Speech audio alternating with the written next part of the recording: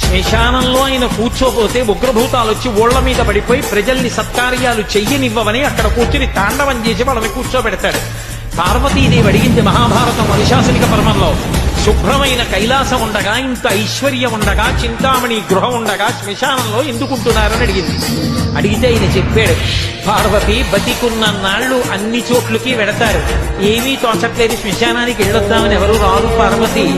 నేనంతమాడినంటాడు, పొరుగ్గా ఉన్నానంటాడు, తెల్లగా ఉన్నానంటాడు, పండితుడంటాడు, పద్యాలు నాకు నోటికొచ్చంటాడు, ఉపన్యాసం చెప్పగలనంటాడు, నాకు పాటలు వచ్చంటాడు, నేను నాట్యం చేస్తానంటాడు, నేను అధికారినంటాడు, నా దగ్గర డబ్బు ఉందంటాడు, నేను పాట పాడగలనంటాడు. ఇన్ని ఉన్నాయనుకున్న వాడిలోంచి ఊపిరి బయటికి వెళ్ళిపోయిన తరువాత వాడిని తీసుకెళ్లి 4 కొత్త కర్రల మీద పడుకోబెట్టి చాప చుట్టి తాడు కట్టి పైన నూలు బట్ట కప్పి తీసుకొచ్చి అన్నీ తీసేసి కర్రల మీద పడుకోబెట్టి కాల్చేస్తుంటే జీవుడు లేచి నిలబడి పుర్రె పగిలిపోయిన తరువాత కన్న కొడుకు కూడా స్నానం చేసి వెళ్ళిపోతుంటే చీకటి పడిపోయాక, అయ్య బాబోయ్ చుట్టూ ఉగ్రభూతాలు, నా వాళ్ళన్న వాళ్ళు లేరు, వీళ్ళని నమ్ముకున్నాను, ఒక్కడు లేడని ఏడుస్తుంటే నేనున్నాను రా అని చెప్పడానికి నేను కూడా లేకపోతే చచ్చిన వాడు 1000 మాటలు చచ్చిపోతారని అక్కడ ఉన్నారు పార్వతి.